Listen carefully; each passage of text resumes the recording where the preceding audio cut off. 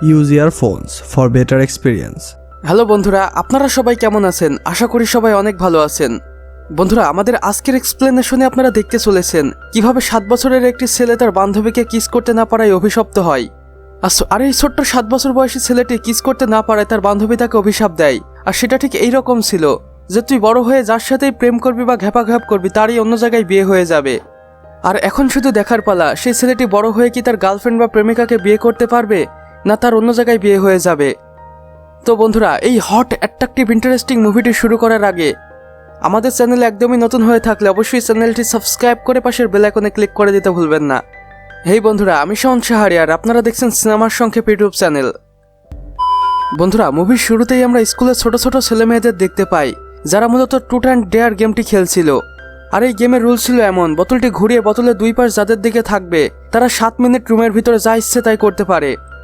আর এই ছেলে মেয়েগুলোর মধ্য থেকে আমরা চার্লি এবং মাইকেলকে দেখতে পাই যারা আসলে ডিসকাস করছে যে তারা 7 মিনিট গিয়ে ঘরের ভিতরে কি করবে, কারণ আমাদের চার্লি ছোটবেলায় একটু বলদ ছলদ টাইপের ছিল। এরপর আমরা দেখতে পাই মাইকেল জেনিফার নামের একটি মেয়ের সাথে ঘরের ভিতরে যায়, কিন্তু জেনিফারের মাইকেলকে একদমই পছন্দ না হয় জেনিফার মাইকেলকে তার কাছে আসতে দেয় না। এরপর আমরা দেখতে পাই বোতলটি আবারও ঘোরানো হয়েছে, আর এবার আবার দেখানো হয় বোতলের মুখটি চার্লির দিকে পড়েছে এবং বোতলের ওপাশে রয়েছে আনিশা নামের একটি মেয়ে, যাকে দেখে চার্লি অনেক আগে থেকেই ভয় পেত, কারণ মেয়েটি একটু অদ্ভুত টাইপের ছিল, যেমনটা এখন আপনারা দেখতেই পাচ্ছেন। এরপর আনিশা চার্লিকে ঘরের ভিতরে নিয়ে গিয়ে ঘরের দরজাটি বন্ধ করে দেয় এবং চার্লিকে জোর করে কিস করতে চায়, কিন্তু চার্লি একটু ভীত হয়, কোনোভাবেই আনিশাকে কিস করতে দেয় না। তাই আনিশা রেগে যায় এবং চার্লিকে একটি অভিশাপ দিয়ে বসে। আর আনিশা চার্লিকে অভিশাপটা ঠিক এমনই দিয়েছিল যে সে বড় হয়ে যার সাথে ঘ্যাপাঘ্যাপ করবে বা প্রেম করবে তারই অন্য জায়গায় বিয়ে হয়ে যাবে। এরপর মুভি সিন কিছু বছর পর শিফট করা হয়, যেখানে আমরা দেখতে পাই মাইকেল ও চার্লি বড় হয়ে গিয়েছে। আর এখানে আমরা জানতে পারি চার্লি একজন দাঁতের ডাক্তার এবং মাইকেল একজন প্লাস্টিক সার্জন, আর তারা দুজনেই একই হসপিটালে কাজ করে। এরপরে আমরা দেখতে পাই চার্লি ও মাইকেল একটি বিয়ের অনুষ্ঠানে গিয়েছে এবং সেই বিয়ের কোণে চার্লিকে ধন্যবাদ জানায়, আর যেটা শুনে চার্লি একটু বেশি অবাক হয়ে যায়, কিন্তু আমাদের চার্লি এসব কোনো কিছুই জানে না। এরপর আমরা দেখতে পাই সেই অনুষ্ঠানে উপস্থিত সকল মেয়ে চার্লিকে নিয়ে কানাঘুষা করছে।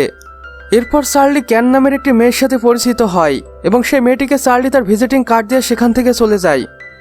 এরপরে চার্লি যখন তার ক্লিনিকে আসে তখন সে দেখে অনেক মেয়ে তার সাথে দেখা করার জন্য অপেক্ষা করছে, আর এটা দেখে চার্লি আরো বেশি অবাক হয়ে যায়, কেননা এখন পর্যন্ত চার্লির কাছে এমন কোনো সুন্দরী মেয়েরা আসেনি, তার কাছে শুধু ছোট বাচ্চারা এবং বৃদ্ধরাই এসেছে চিকিৎসার জন্য।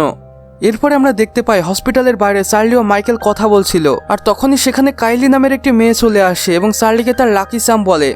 আর চার্লি কাইলিকে এই বিষয়ে জিজ্ঞাসা করলে কাইলি বলে, তোমার সাথে দেখা হওয়ার পরেই আমার বিয়ে ঠিক হয়ে গেছে, তাই তুমি আমার লাকি চাম। আর কাইলির মুখে চার্লি এমন কথা শুনে মুচকি হাসে এবং সেখান থেকে চলে যায়। এরপরে আমরা দেখতে পাই চার্লি রাতে তার বাড়িতে তার ফোনের ভয়েস মেসেজগুলো চেক করছিল, যেখানে হাজার হাজার মেয়েরা কার্লির সাথে দেখা করার জন্য উদ্বেগ হয়েছিল, কিন্তু চার্লি সেই সকল মেয়েগুলোর মধ্যে কাউকেই তেমন চিনে না, আর যেটা চার্লির একটু বেশি অবাক লাগে। এরপর মুভি সিন চেঞ্জ হয়, যেখানে আমরা ক্যান এবং তার ভাই জনকে দেখতে পাই যারা অ্যাকোরিয়ামে ক্যাঙ্গারুদের দেখাশোনার কাজ করছিল। আর এমন সময় ক্যান সেখান থেকে একটু নিচে পিছলে পড়ে যায় আর তার একটি ফুটবল ভেঙে যায়, সেই সাথে একটি দাঁতও। এরপর আমরা চার্লিকে দেখতে পাই যে গাড়ির ভিতর একটি মেয়ের সাথে ইন্টিমেট হওয়ার চেষ্টা করছিল, আর তখনই মেয়েটি বলে, আজ পর্যন্ত তুমি যেই সকল মেয়েগুলোর সাথে ঘ্যাপাঘ্যাপ করেছো তাদের সকলেরই খুব দ্রুত বিয়ে হয়ে গিয়েছে। আর এবার আমরা বুঝতে পারি সেই বিয়ের মেয়েটি এই মেয়েটি। আর এইসব শুনে চার্লি মেয়েটিকে বলে, আমি এই সকল কুসংস্কার একদমই বিশ্বাস করি না। আর তখনই ক্যানের ফোন আসে এবং ক্যান চার্লিকে বলে তার একটি দাঁত ভেঙে গিয়েছে। এরপর আমরা ক্লিনিকের সিন দেখতে পাই, যেখানে চার্লি ক্যানের দাঁতের ট্রিটমেন্ট করছিল। চার্লি ক্যানকে বলে, তোমার দাঁতের তেমন কোনো ক্ষতি হয়নি, তার চিন্তার কোনো কারণ নেই। এরপরে ক্যান যখন চার্লিকে তার ট্রিটমেন্টের ফিস দিতে যায় তখন চার্লি সেটা নেয় না, আর এখানে আমরা বুঝতে পারি চার্লি ক্যানকে পছন্দ করে ফেলেছে। এরপর আমরা দেখতে পাই চার্লি যখন ক্লিনিক বন্ধ করে বাড়ির দিকে যাচ্ছিল তখন সেখানে ক্যান আসে এবং বলে তার গাড়িটা চালু হচ্ছে না, আর এই ব্যাপারে চার্লি যেন তাকে সাহায্য করে। এরপর আমরা দেখতে পাই চার্লি গাড়িটি মেরামত করার চেষ্টা করছে, আর এমন সময় ক্যানের একটু ভুলের কারণে চার্লি 1000 ভোল্টের শক খায় এবং সিটকে দূরে গিয়ে পড়ে, আর যেটা দেখে ক্যান চার্লিকে সরি বলে। আর এই শকের কারণে গাড়ির উইন্ডোটি একদমই বন্ধ হয়ে গিয়েছে এবং ক্যানের গাড়ির চাবি সেই গাড়ির ভিতরেই রয়ে গেছে। এরপর ক্যান চার্লিকে বলে, তুমি কি আমাকে আমার বাড়িতে রেখে আসতে পারবে? এরপর আমরা দেখতে পাই চার্লি ক্যানকে নিয়ে তার বাড়ির দিকেই যাচ্ছে এবং ক্যান বাড়িতে নেমেই তার মাথা খারাপ হয়ে যায়, কেননা তার মনেই ছিল না যে বাড়ির চাবিটিও গাড়ির ভিতরেই রয়েছে। তাই এক প্রকার বাধ্য হয়ে ক্যান তার ঘরের জানালাটি ভেঙে ফেলে এবং সেখান থেকে একটি চাবি নিয়ে আসে। এরপর ক্যান যখন সেখান থেকে গাড়ি নিয়ে তার বাড়ি চলে যায়, তারপর চার্লিও তার বাড়ি চলে আসে এবং বাড়িতে এসে চার্লি দেখে তার একটি স্টাফ তার জন্য অপেক্ষা করছে। আর এই মোটা স্টাফটির বিয়ে হচ্ছিল না, তাই সে চার্লির সাথে ঘ্যাপাঘ্যাপ করতে চায়। এরপর আমরা দেখতে পাই চার্লিও তার মোটা স্টাফটি ইন্টিমেট হয়েছে। এরপর আমরা চার্লির ফ্রেন্ড মাইকেলকে দেখতে পাই, যে আসলে চার্লির এই লাকি স্যাম ব্যাপারটি জানতে পেরেছে। তাই মাইকেল চার্লিকে বলে, তুমি অনেক মেয়ের সাথে ইন্টিমেট হতে পারো, কিন্তু চার্লি এতে রাজি হয় না।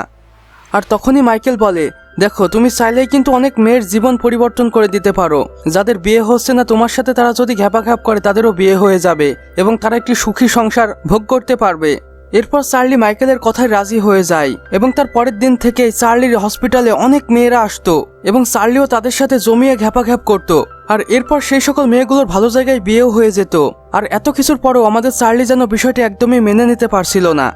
এরপর আমরা দেখতে পাই মাইকেল ও চার্লি টিভি দেখছে এবং সেখানে চার্লি পেঙ্গুইন দেখেই ক্যানের কথা মনে পড়ে যায়। তাই সে ক্যানের সাথে দেখা করার জন্য চলে যায় এবং ক্যানকে তার সাথে ডেটে যাওয়ার কথা বলে, আর ক্যানও রাজি হয়ে যায়।